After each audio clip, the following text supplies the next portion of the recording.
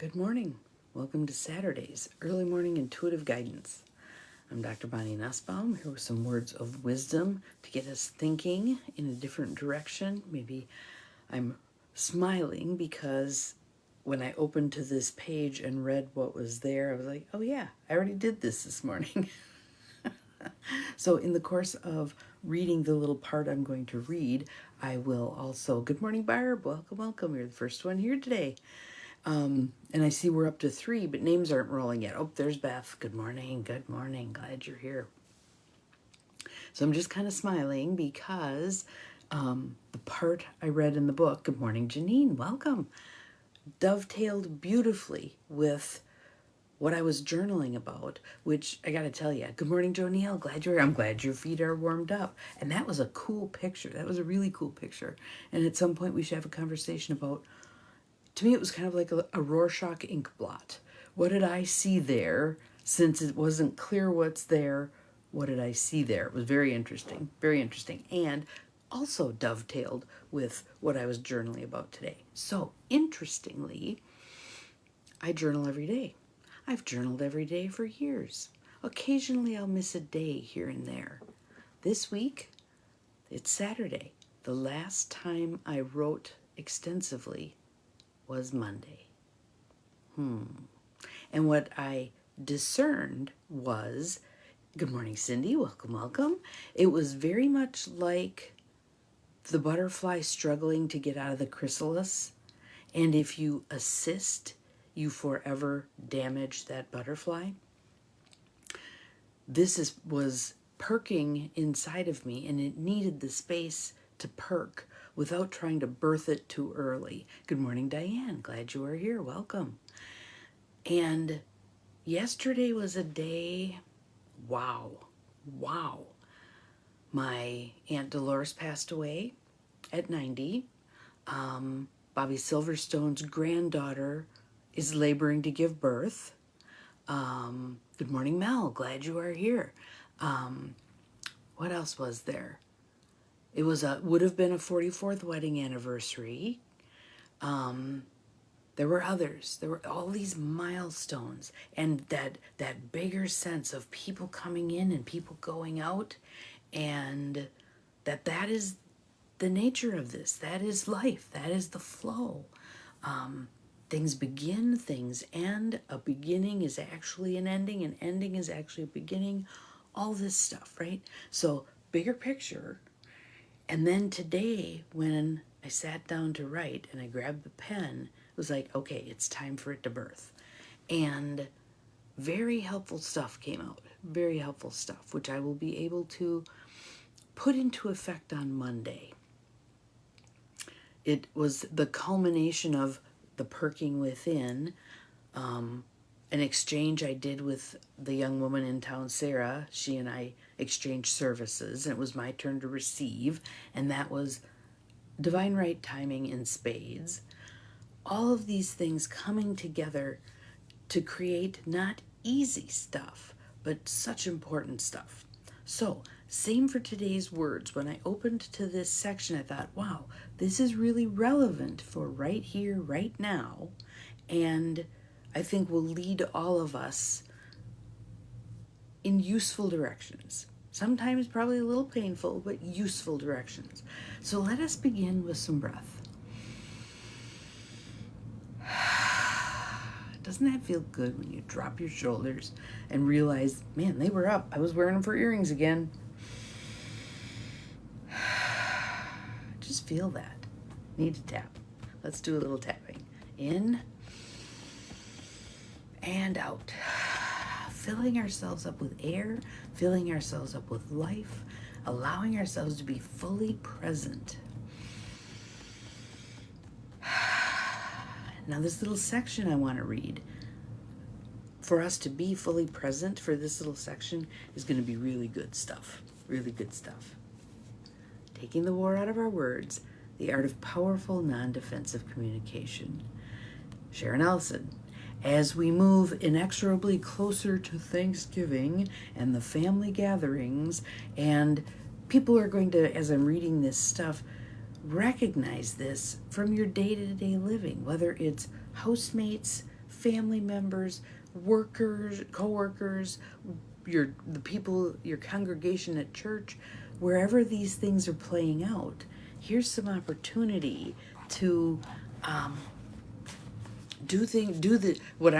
and I'm thinking this might actually end up being the book I write. Feels like it's going to be little, not a huge book, but yeah, yes, exactly. Ugh.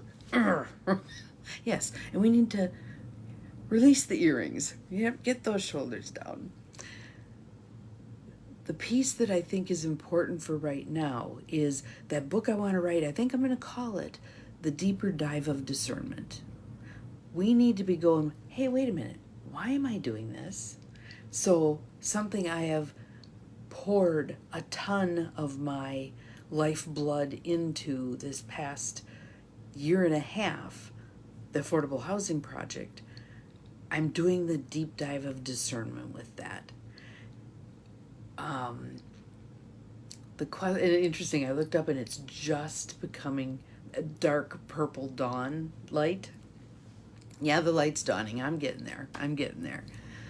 Why am I doing this the way that I'm doing this? When for psychotherapy and for coaching, I have a rule of thumb. If I'm working harder than the client is, we're out of whack. This is someone else's life. They need to be carrying the ball. I can coach, but it's not my job to carry that ball, right? So that's where I'm at with this church project. You are the congregation, not me. I'm not meant to be carrying as much of this ball as I am. I want to see you rise up and carry what's rightfully yours to carry. Create what you want to create. So I just thought that was so cool. So anyway, the bookmark for this particular page was our forest card, Breath, from a while ago. Yes, it is deep, and I'm writing it down, and I think I got a page and a half already this morning, but there's more coming. And then what part of the book did I open to? Page 98, Holding Others Accountable. Ta-da! So, and right now, we are in this tremendous period of discernment and accountability. And hopefully, as reading this, etc., stepping back further and getting the broader view of stuff. There was an article, I'm trying to remember which newspaper, because I get all these little feeds, right? And I'm not reading much of it because I don't feel like it's in my highest and best good at this point to read a lot of it, because there's so much, the sky is falling stuff out there. It doesn't serve us. We are at where we're at. What will we do with it? But the particular headline was something along the lines of, might have been the Washington Post. Anyway, was something along the lines of Project 25, something like, how is it going to serve us? Parentheses, yes, you read that right. And I'm like, wow, because that would be broader perspective. That would be this thing that looks so much like a sow's ear, right? Holy shit, you think you're going to do that? And I'm going to add some words here. To us. In fact, being that call to action for those of us who are like, oh, hell no, we're not going there, to rise up and do something. So here's some things, and there's all kinds of stuff in here. This little section is so good for our mill, such grist for our mill. Jonil, you and I might pick some pieces out of this and run with it, whatever. But let me just read it to you and notice what chimes for you. So take a breath. Opening to receiving. Be your curious observer. What do I take out of this? What jumps off the page for me? Where would I like to go with this? Who can I talk to about this? Page 98, Holding Others Accountable. We can directly ask a person to address issues regarding individual responsibility and motivation. So previously she had shared a vignette, because again, I love the little stories that are in here. They're so helpful, of two coworkers where one was increasingly taking on duties of the other without even really realizing it, without even really questioning it, until he realized how angry and disgruntled he was, that he was doing more and more and she was doing less and less. So it's referencing back to that story. After Gordon realized that he was taking on too much of Selma's share of the workload and his exhaustion was causing problems at home, he decided to talk to her. Now, pivotal point. The work in this book is designed that when he talks to her, he does so directly, calmly, curiously, innocently, quietly. It's not, Selma, you bitch, you're dumping all your crap on me. No, no, no, no, no. It was, here's what he said. The next time they met, he asked, do you believe I am doing more than my share of on the projects we have worked on? Direct question. Seeking clarification. Is she seeing this the way that he's seeing this? Do you believe I am doing more than my share on the projects we have worked on? Selma took a deep breath and replied, yes, and I've been feeling very guilty about it. Gordon said his eyes almost popped out. He fully expected her to retort, no, what is your problem? Because the irritation she had shown whenever he talked with her about project tasks, he did not believe she would admit or even care that he was doing more of the work. Having asked a direct question in a non-threatening way, she took more responsibility for her behavior. And interestingly, I wonder if that irritation that she displayed was about feeling guilty. Oh, Bobby just dropped in a picture of new baby. Yay! Okay, I will take a peek at that when I get a chance. Good morning, Megan. Glad you are here. Welcome. And to those of you who I missed saying hello to, it's a girl. Winter Kate Guestwicki. Oh, how cool. We have a new baby, y'all. I always cry. Babies, funerals, weddings, the whole thing. You know where I cry? Buses, school buses testing their lights in the morning. Yes, I am the world's softest soul. Anywho, having been asked a direct question in a non-threatening way, she took more responsibility for her behavior. Oh, there it is. There it is. In asking her to address this issue directly, Gordon also demonstrated more willingness to hold her accountable for not sharing the workload equally. So he's culpable also because he's just been taking it on. With the church project, I am culpable also because I'm taking on. Oh, you won't pick up that piece? Well, I'll pick it up. You won't do that? Well, I'll do that. You're not going to get to that for 5 days? I can do it today. No. No, no, no. All right, so if Gordon's question had been intended to get Selma to admit that he was doing more work than she was, it would have been entrapping. Instead, the sincerity of his question drew out Selma's honest answer. So we can't have our agenda hanging out all over the place when we ask the question. Yes. Yeah, well, and I'm going to share this grandbaby because I'm probably never going to get one. So we'll just enjoy that one. And there are so many grandbabies out in the world who could use an adoptive grandma, right? So it all works out. It all works out. So the sincerity of his question drew out her honest answer. And I think we're going to be in the position of being able to do this moving forward. To sincerely ask people, so I'm just going to pick the political thing because it's so ripe right now. To sincerely ask people on the perceived other side of the aisle, what are your thoughts on this? I'd love to tell you what my thoughts are on this little piece. Pick a little piece. But I'd like to hear your thoughts on this. And sometimes you'll get defensiveness, and sometimes that defensiveness may be because they haven't thought through their position on it all that clearly. Or they're coming at it from I'm just going to pick something, a one platform issue thing, and so the other stuff they haven't paid attention to because that wasn't their axe to grind, right? So All manner of unfoldings can happen, but when we step in sincerely, wanting to know the answer to the clear questions that we ask without our agenda all over it, magic can happen. So let's read some more because there's some really good stuff here.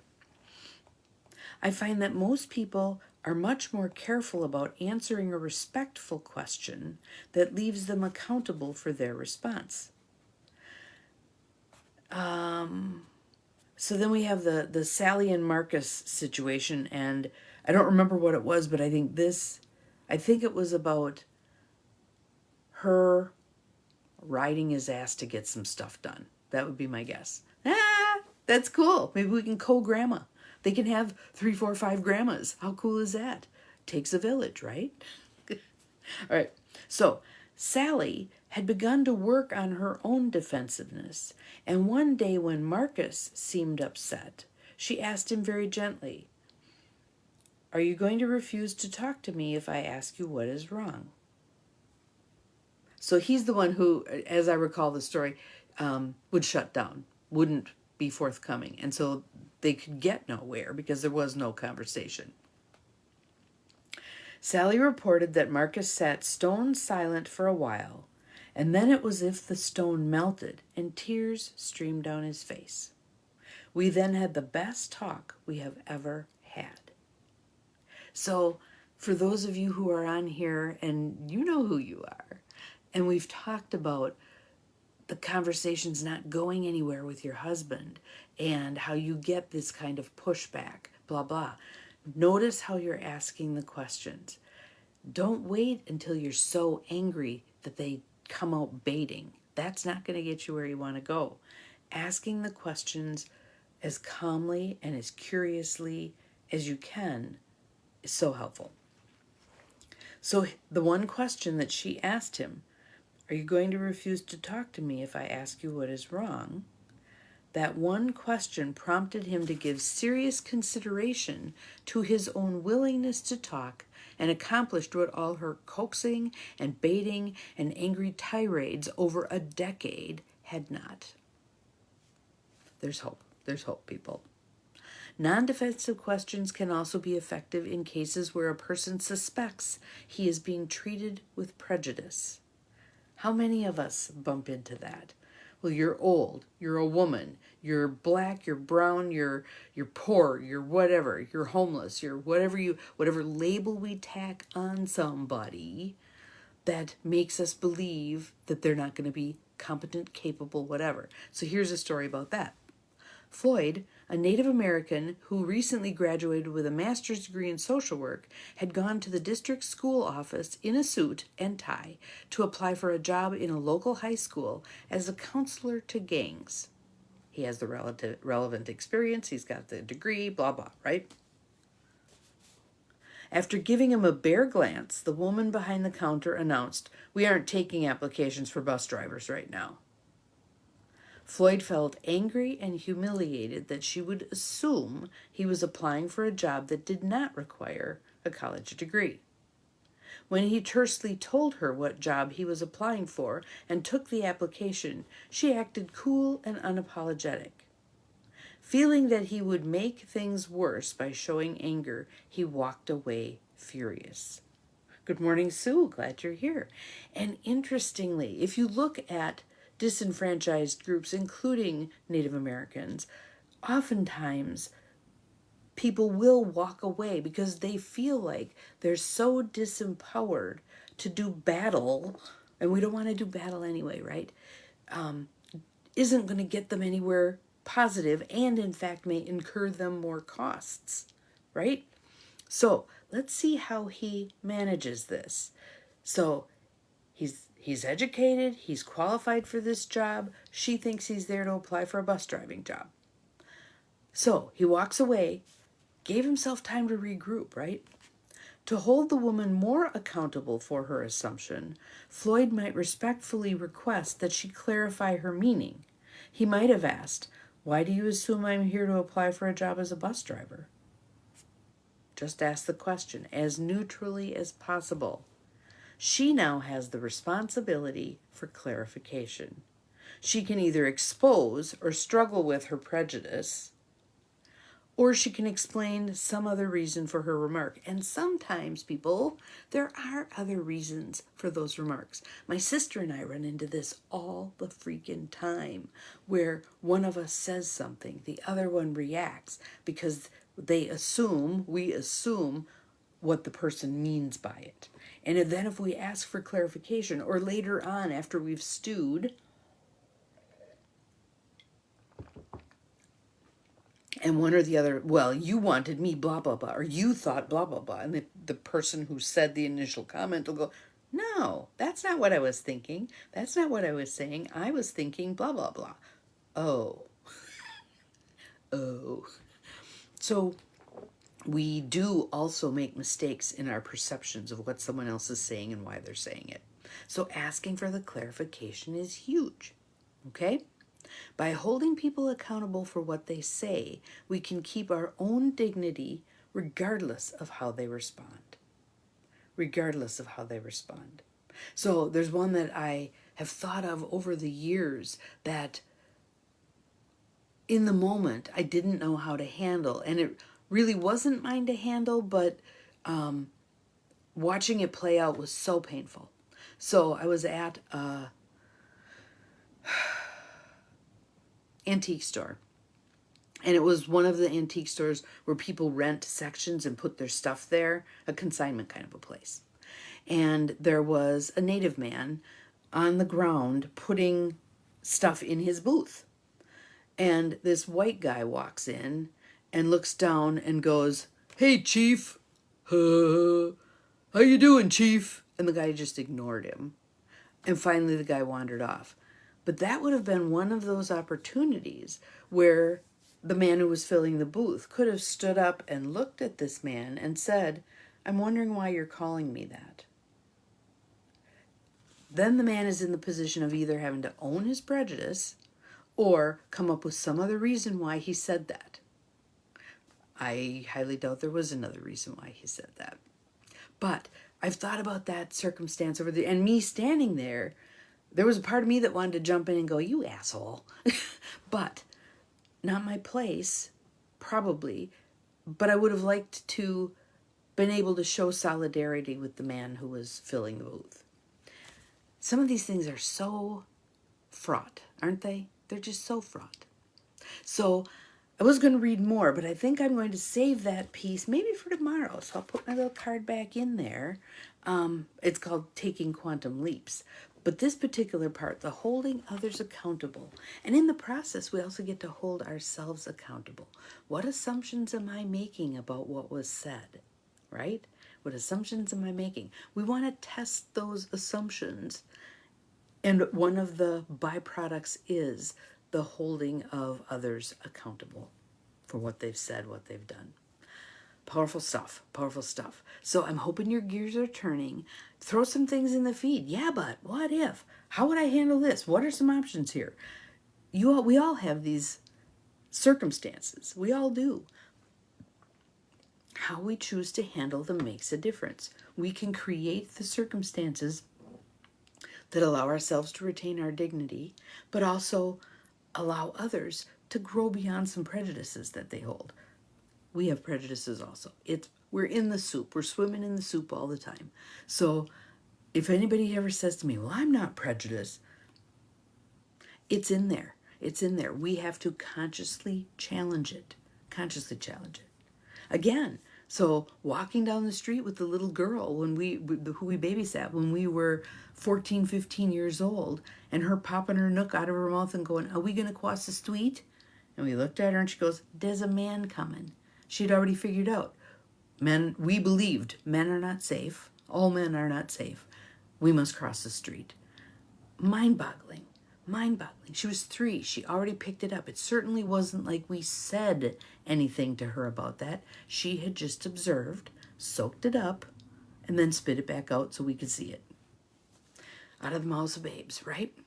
So, have an awesome day. Spend some time thinking about this. Where is this showing up in my life? Where am I not holding somebody accountable for some behavior or some verbiage or whatever that really isn't serving them and really isn't serving me? How could I ask a question about that innocently, calmly, curiously, designed to provoke deeper thought as opposed to provoke a reaction. Mess around with it. Let me know what you get. We'd love to see some things in the feed that help us all grow.